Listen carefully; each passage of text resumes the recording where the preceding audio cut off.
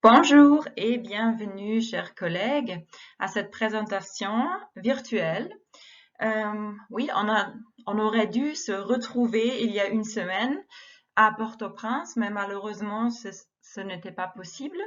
Alors, on a décidé de préparer cette présentation virtuellement et de se rencontrer aussi de manière virtuelle dans les prochaines semaines pour en discuter et pour définir une suite pour notre échange.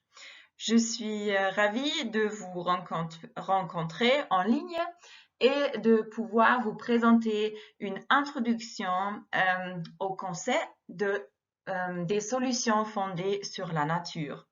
C'est lien avec la GRD, gestion des risques de désastre, avec un accent sur Haïti et avec explication sur la plateforme des ONG suisses. Oui, et potentiel pour collaboration. Qui sommes-nous? Qui présente oui, c'est cette thématique à vous? Je m'appelle Jana Junghardt et je suis conseillère thématique sur la GRD chez Helvetas en Suisse.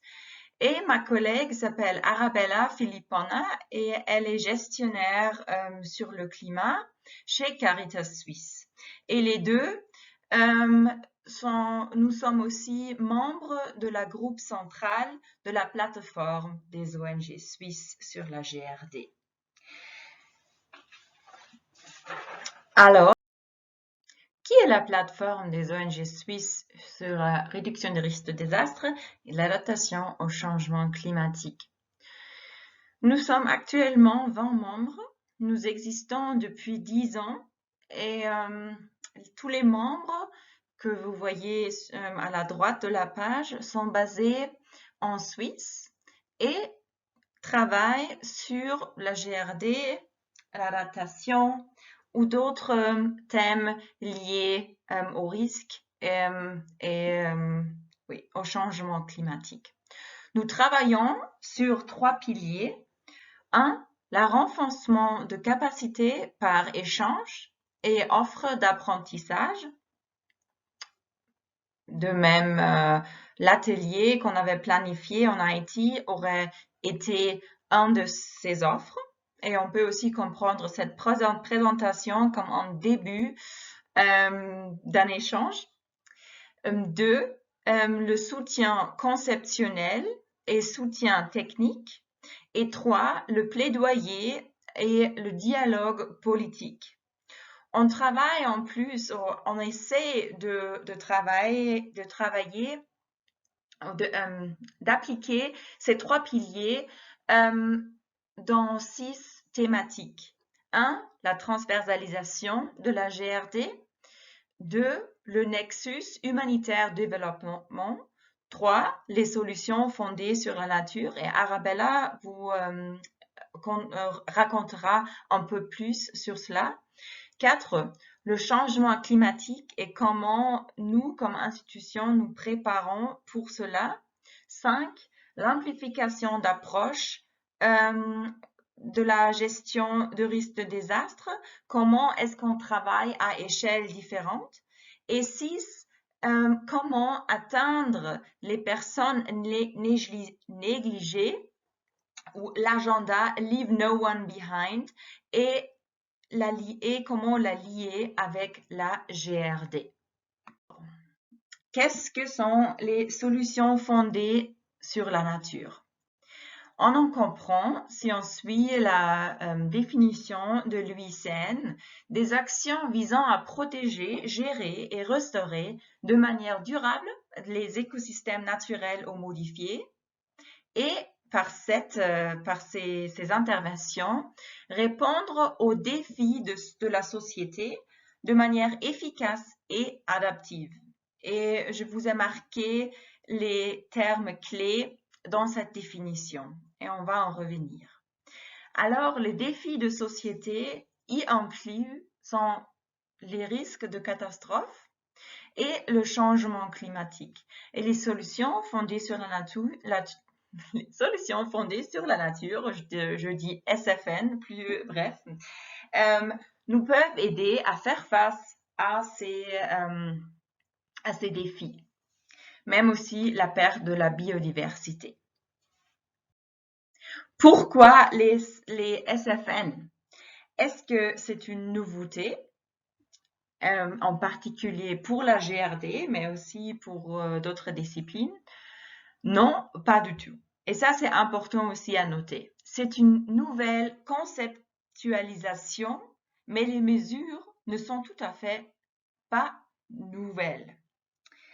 Par contre, la majorité d'organisations, la majorité parmi vous, qui travaillent sur la protection de sources, la gestion des ressources naturelles, l'agroécologie, parmi d'autres, pour tous ceux, les SFN ne sont pas tout à fait, ou ne sont pas tout nouveaux.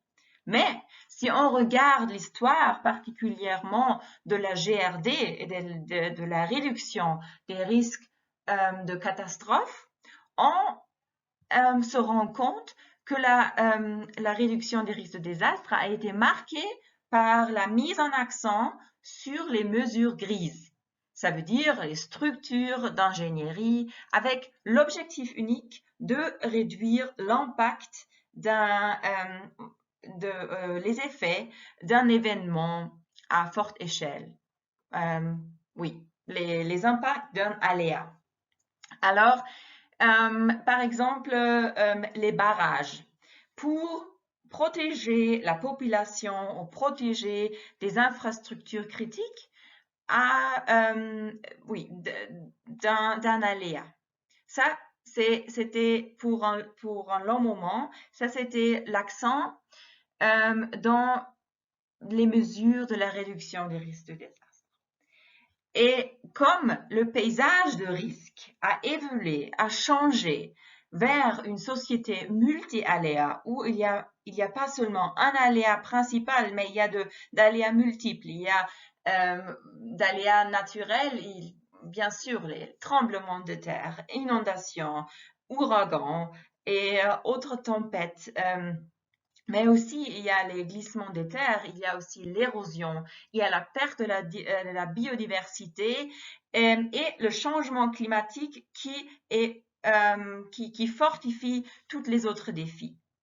Et les solutions, disons, grises avec un objectif unique ont du mal à s'adapter et répondre à ces changements dans le paysage de risque. Et les SFN sont solutions polyvalentes avec des bénéfices multiples et par cela peuvent s'adapter aux changements, disons, du paysage des risques, mais aussi changements climatiques. Car au-delà de la réduction des risques et l'adaptation au changement climatique, les solutions fondées sur la nature assurent le bien-être humain et assurent aussi les effets bénéfices pour la biodiversité.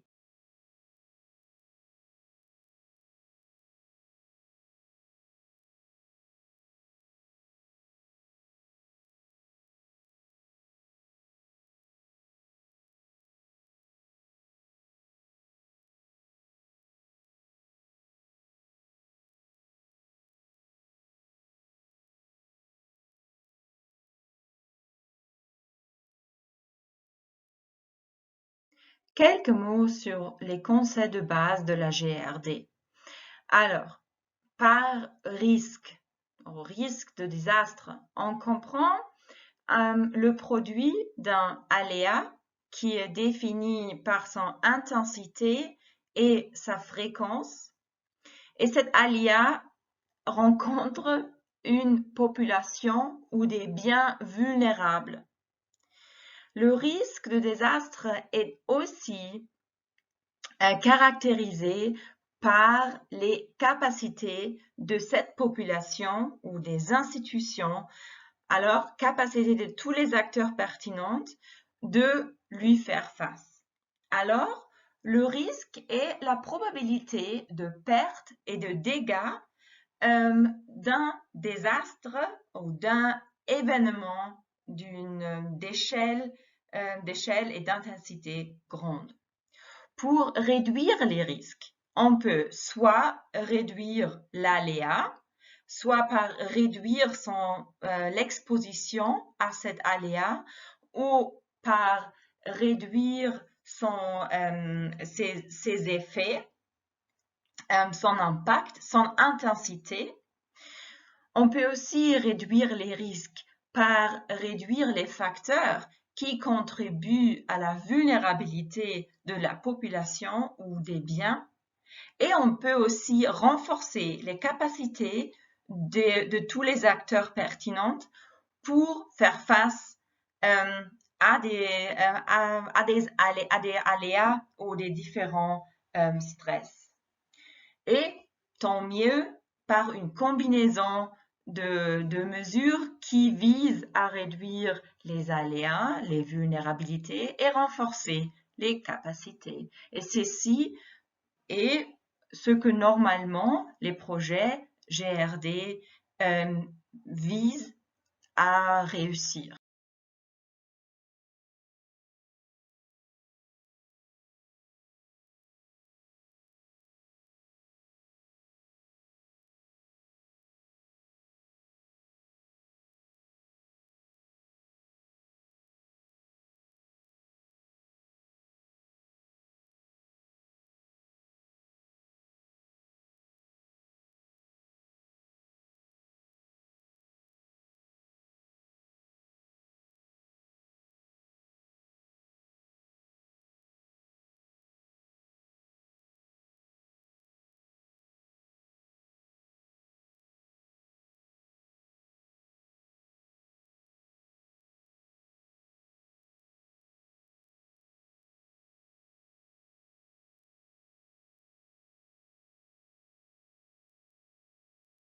Pour mieux opérationnaliser cela, on peut aussi imaginer la réduction du risque de catastrophe comme un escalier. On appelle ça en anglais un risk staircase. Et la première étape pour réduire le risque est d'essayer d'éviter la création de risques nouveaux. Comment faire? Ça veut dire de transversaliser la réduction des risques ou la gestion des risques, d'inclure les risques et mesures pour les réduire dans tous les secteurs et dans tous les investissements majeurs, dans l'infrastructure, dans institutions, etc. Alors, se rendre compte qu'il y a des extrêmes et comment la population, les infrastructures, les institutions sont vulnérables à ces événements extrêmes et comment on pourrait en faire face. La deuxième étape de cet escalier, vous le voyez ici en vert, c'est la réduction du risque par éviter les effets d'un événement ou, si ceci n'est pas possible, par atténuer les effets. Ceci est possible par des mesures structurelles, dont aussi la plupart des solutions fondées sur la nature, mais pour éviter des effets d'un événement, on peut aussi faire un zoning ou oui, la planification spatiale sont des mesures qui peuvent éviter qu'un événement ait des effets oui, ou même qu'un événement se passe. Et la troisième étape, là, il s'agit de gérer les risques par une préparation à la réponse, par des mécanismes de partager le risque, de transférer le risque. Ça peut être par mécanisme d'assurance, mais aussi des mécanismes plus informaux. Et À la fin, il s'agit aussi de se rendre compte jusqu'à quel niveau il est possible de réduire le risque. Et il faut se rendre compte que zéro, ou un risque zéro n'existe jamais. Il y a toujours une probabilité, quoi qu'elle soit, euh, que un événement peut se tourner en désastre. Et tout ce qu'on peut faire est s'en rendre compte et prendre des mesures adéquates. Alors pourquoi les solutions fondées sur la nature sont importantes pour réduire le risque de désastre? On a vu les composantes des risques, du risque de désastre. On a vu qu'il s'agit d'un aléa de l'exposition, de la vulnérabilité et de certaines capacités qui forment le risque. Les écosystèmes peuvent prévenir ou atténuer les risques. Les écosystèmes peuvent réduire l'exposition en fonctionnant comme des tampons naturels. Et les écosystèmes peuvent aussi réduire les vulnérabilités de la population, par exemple, en soutenant les moyens de subsistance, à condition, bien sûr, que les écosystèmes soient sains. Souvent, nous parlons de catastrophes naturelles, mais il faut se demander à quel point sont les catastrophes naturelles. Les analyses d'événements extrêmes passés comme l'ouragan Jeanne en 2004, le tsunami de l'océan Indien aussi en 2004 et le tsunami en 2011 au Japon, et je pourrais mentionner beaucoup plus, pointent toutes dans la même direction. Lorsque nous examinons les facteurs qui sont à l'origine des catastrophes, qui contribuent aux impacts extrêmes d'une catastrophe, les écosystèmes dégradés sont souvent un facteur majeur. Alors, il faut vraiment marquer écosystèmes qui sont sains peuvent réduire le risque de désastre d'une grande ampleur, mais des écosystèmes dégradés posent aussi de nouveaux risques. Alors, quelles sont mesures des solutions fondées sur la nature pour la GRD et l'adaptation au changement climatique? Ce sont par exemple des mesures de conservation, des mesures de séquestration aussi du carbone, CO2 pour protéger les écosystèmes ou protéger la végétation. Ce sont des mesures de restauration des forêts, restauration des zones humides et des espaces verts et la renaturation de rivières ou de canaux qui fournissent plus d'espace de rétention et de cette manière ont aussi une fonction régulative pour les inondations ou les crues. La restauration peut aussi comprendre des mesures d'amélioration de sol, de la couverture végétale pour améliorer la capacité d'infiltration d'eau, qui réduit aussi les risques de ruissellement. Et en ce qui concerne la gestion d'écosystèmes, il est important de souligner la gestion communautaire des forêts, le pastoralisme et la gestion améliorée des pâturages et aussi des mesures structurelles de gestion durable de terrain. Souvent, ces solutions ont aussi une fonction de soutien pour l'infrastructure grise. Ceux-ci sont appelés des mesures hybrides.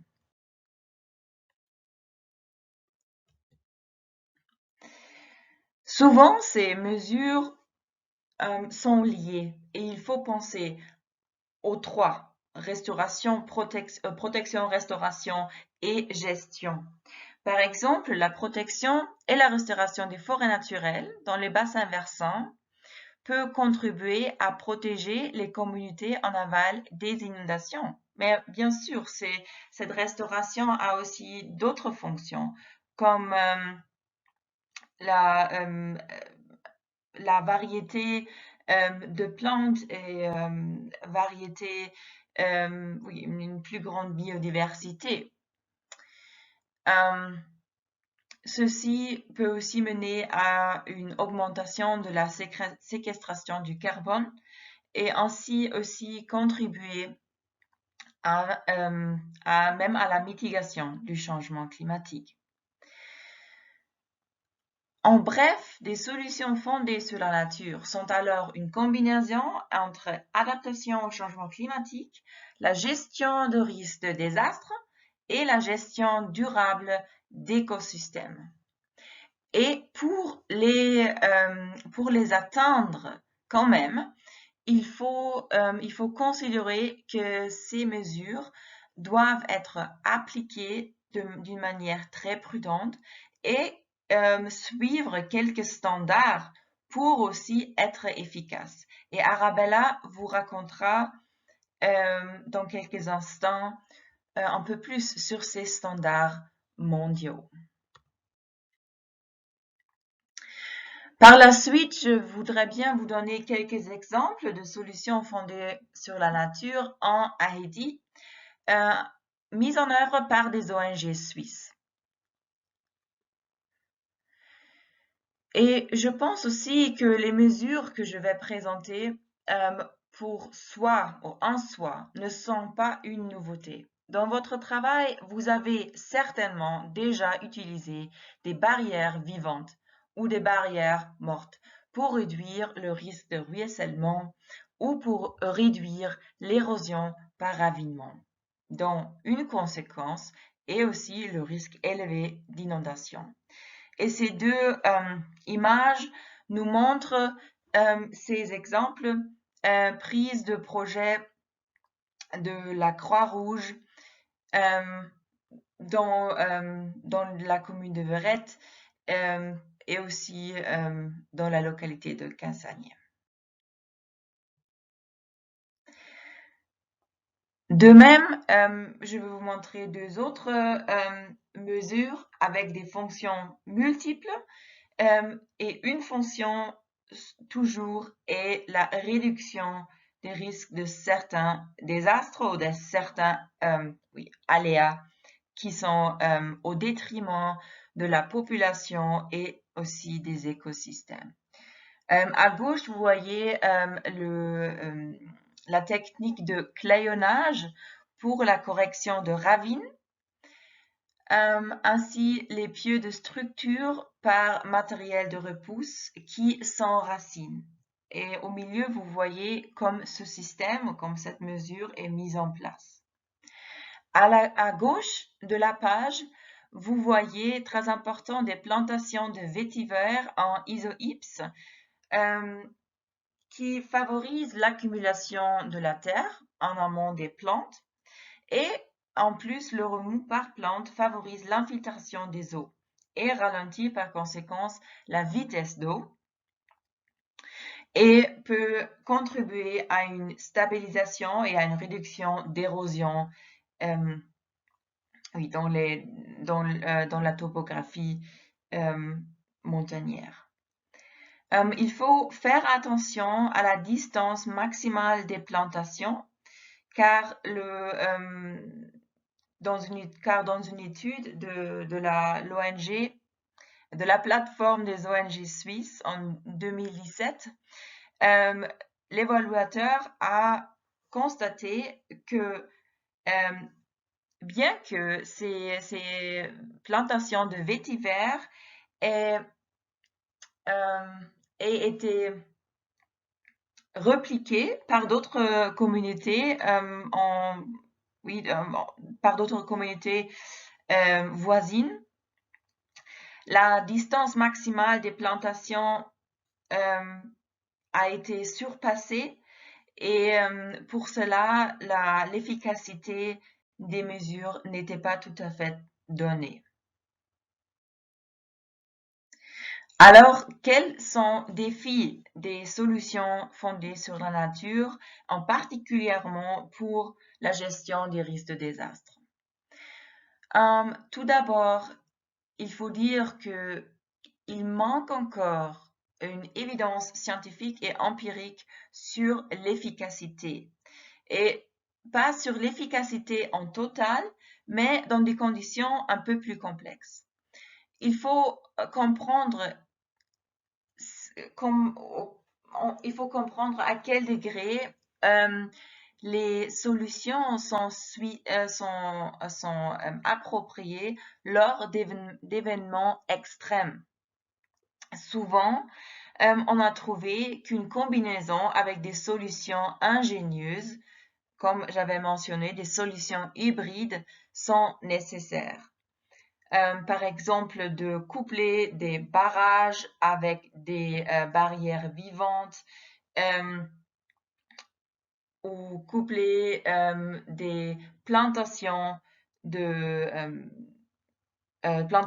vétiver ou d'autres plantes pour stabiliser, oui, pour la stabilisation, avec d'autres mesures pour éviter les glissements de terrain.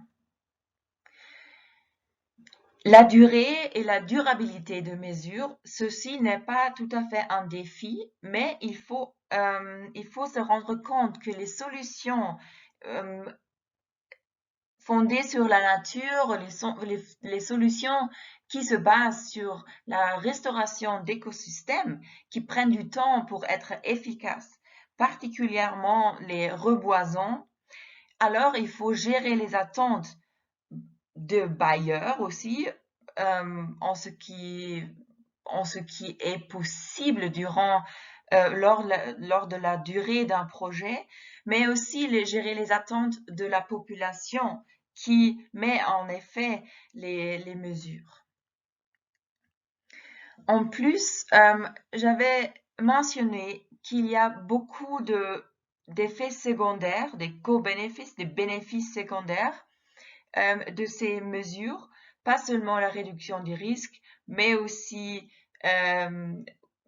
des bénéfices pour la biodiversité, pour la sécurité d'eau, pour les revenus de la population. Mais cette quantification des effets est difficile. Il n'est pas possible, souvent il n'est pas désirable de monétariser ces effets et souvent c'est pas possible sans des modèles complexes. Alors, des méthodes de valuation sont encore à développer et Arabella vous va en parler aussi dans quelques instants. Et il est important de noter, les solutions fondées dans la nature sont une conceptualisation qui groupe de multiples approches orientées vers la nature. Les mesures en soi ne sont pas nouvelles, mais la combinaison et les liens avec leurs fonctions multiples, ça c'est une chose nouvelle qui peut nous aider à mettre en œuvre des projets et des initiatives plus efficaces qui font face à des défis de la société comme le changement climatique et les risques de désastre, particulièrement dans un contexte où la dégradation des écosystèmes est tellement grave comme en Haïti. Alors, ces solutions peuvent aider à rendre les mesures, à rendre les projets qui se dédiquent à la réduction de catastrophes, de risques de catastrophes, plus efficaces et plus durables. Et pour servir à la réduction des risques de désastre, les solutions fondées dans la nature doivent être combinées avec des mesures de formation, de vulgarisation et de gouvernance. Alors des mesures non structurelles, parce que seulement avec une gestion qui considère les écosystèmes et qui considère aussi les principes de la gestion des risques de désastre, on peut atteindre des grands effets. La question de la conclusion, des conclusions, c'est une question que nous posons à vous.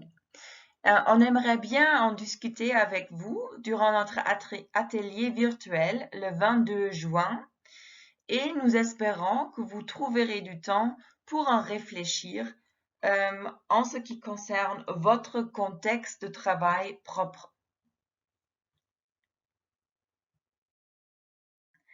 On va maintenant parler un peu du chemin de la plateforme des ONG suisses sur la GRD a pris en ce qui concerne les solutions fondées sur la nature. On avait quelques échanges sur ce sujet déjà en 2014 et en 2015. Mais à propos d'un grand échange en 2017, on a planifié une grande publication, une documentation de 44 bonnes pratiques dans 13 pays où on a essayé de lier deux concepts, les concepts de la gestion de risque de désastre et les concepts de la gestion durable du terrain. On a lié cette publication à une base de données existante qui s'appelle VOCAT, où multiples techniques de conservation, gestion et restauration d'écosystèmes sont documentées. Et pour ces 44 bonnes pratiques, on a ajouté un questionnaire qui comprenait des questions sur la relevance, la pertinence des mesures aussi pour la gestion des risques. Dans cette publication à laquelle, de la part de la plateforme, Helvetas et la Croix-Rouge suisse ont contribué pour Haïti, se trouvent deux techniques et deux approches.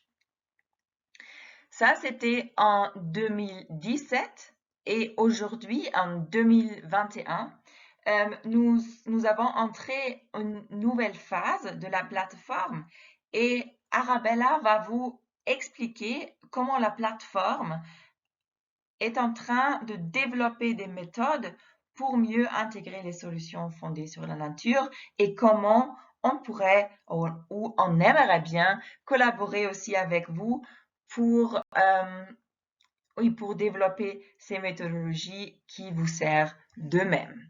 Merci beaucoup.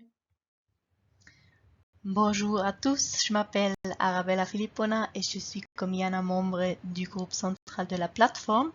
Je suis gestionnaire aussi des connaissances sur le climat chez Caritas Suisse et au sein de la plateforme, je suis responsable de la ligne d'activité des solutions basées sur la nature et cette ligne d'activité a trois mandats principaux. Le premier mandat est la régionalisation.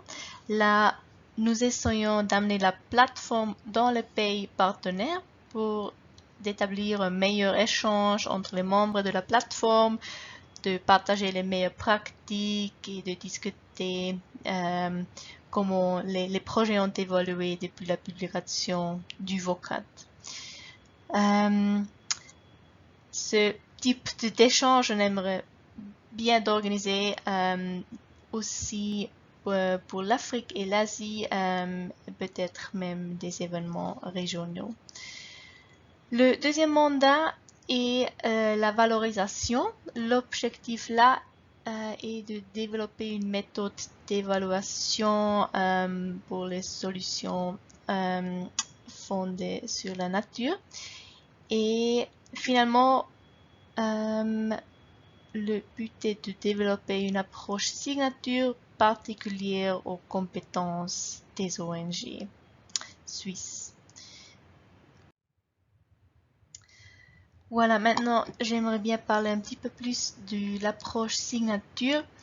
Le but est vraiment d'identifier les principales forces et les méthodes de base de nos organisations membres en ce qui concerne les SFN et la réduction des risques de désastres, afin pour pouvoir à l'avenir peut-être aussi soumettre des propositions conjointes. On a prévu de faire une enquête sur Corporate Toolbox pour collecter des données sur des différents projets. Et les questions sont par exemple sur les acteurs impliqués, l'ampleur du projet ou l'exemple que vous voyez ici. On va traduire l'enquête en français et aussi partager avec vous après.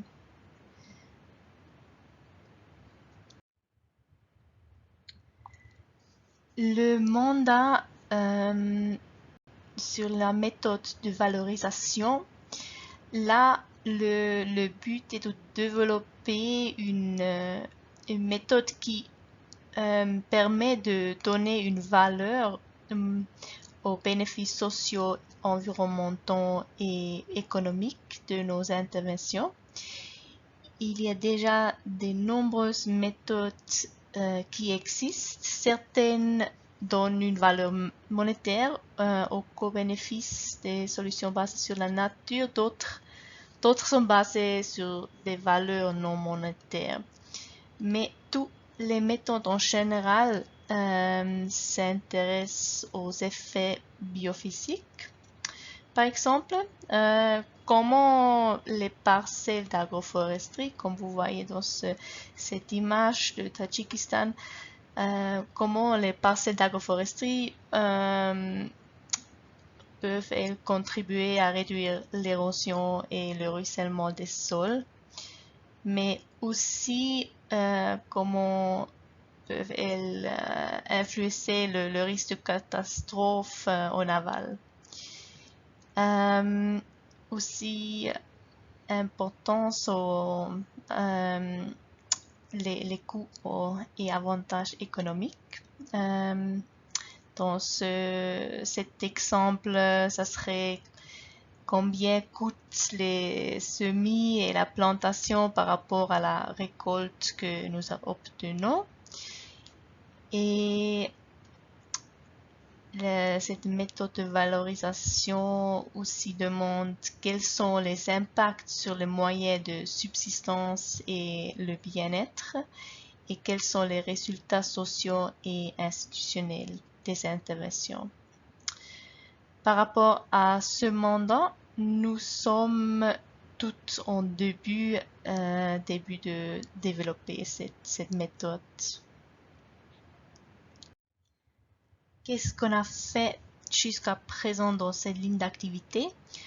On a développé une brève analyse sur la base de la norme mondiale de l'UICN pour les SFN et sur la base aussi du rapport Les mots en action de UNDRR.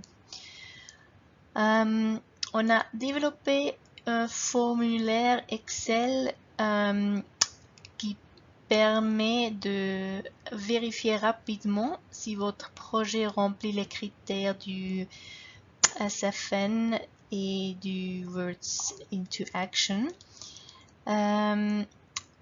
C'est un système simple de couleurs qui indique pour chaque critère si le projet ou l'intervention y répond.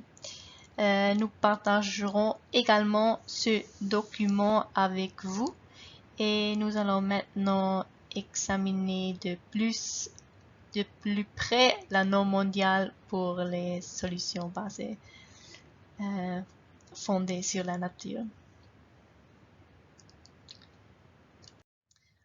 En 2020, l'Union internationale pour la conservation de la nature a publié un rapport qui définit une norme mondiale pour les solutions fondées sur la nature.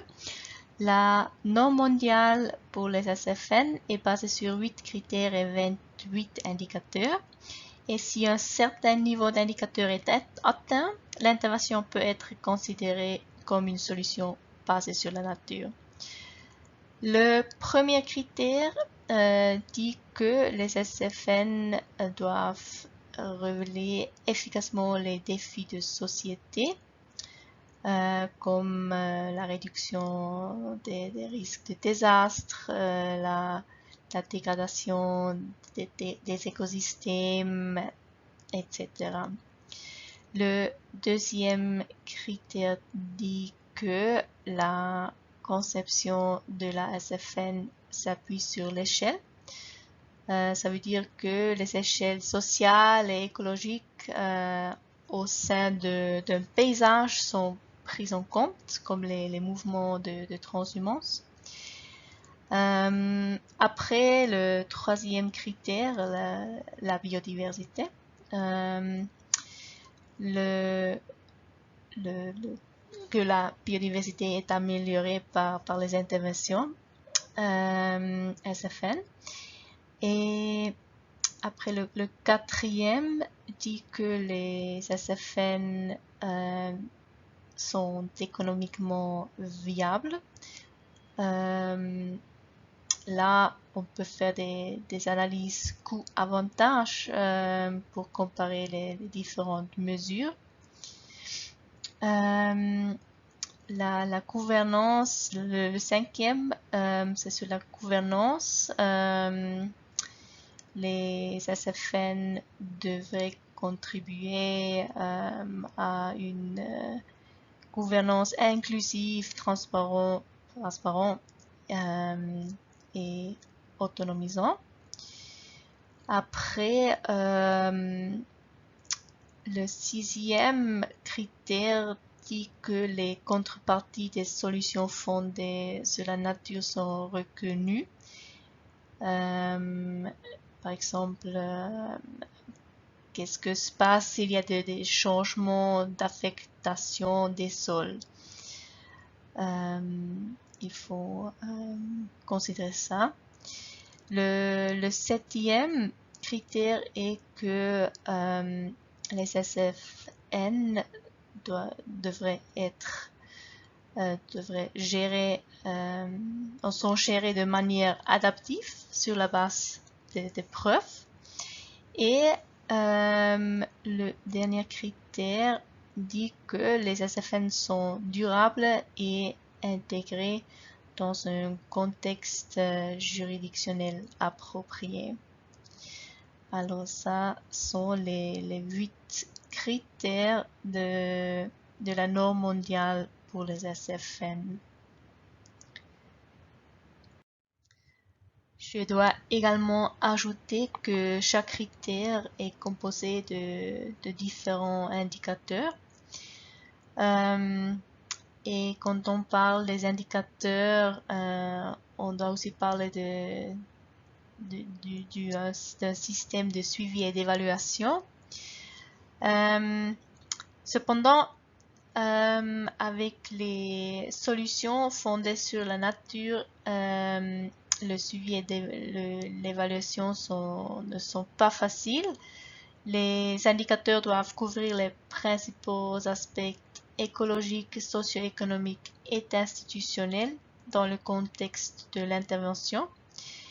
Et les changements dans les écosystèmes sont complexes à long terme et influencés par de multiples facteurs. Et les SFN les projets de SFN ont aussi d'objectifs et co-bénéfices multiples. Et nous, on est disposé des moyens limités pour mesurer tous ces facteurs. Voilà la question pour vous. Quels sont vos plus grands défis à cet égard et de quel type de soutien avez-vous besoin de la plateforme, par exemple? Nous sommes maintenant près de la fin de la présentation. Nous nous réjouissons beaucoup de notre échange du 22 juin et nous serons heureux de répondre à toutes vos questions concernant notre présentation. Et oui, on vous demande de penser s'il y a des questions encore sur le concept des SFN et son application. et si vous pensez comment la plateforme pourrait vous aider, est-ce qu'il y a des formes particulières d'en profiter de manière mutuelle aussi, et le mandat de la plateforme à propos des SFN, est-ce que c'est clair ou des autres questions? Oui, alors nous, on se réjouit beaucoup de votre question et du dialogue qu'on va avoir. Très bien. Pour finir, quelques ressources en ligne qu'on peut vous recommander. Le premier, c'est Heather, une plateforme pour l'environnement et la GRD, un réseau central pour cette thématique. Et aussi un cours en ligne ouvert sur les solutions fondées sur la nature pour la résilience aux catastrophes et au climat. C'est en anglais, mais il y a des sous-titres en français. Et finalement, les liens de la littérature dont on a parlé. Et maintenant, oui, on nous remercie beaucoup de votre attention et nous nous réjouissons de vous rencontrer en ligne le 22 juin. Au revoir et à bientôt.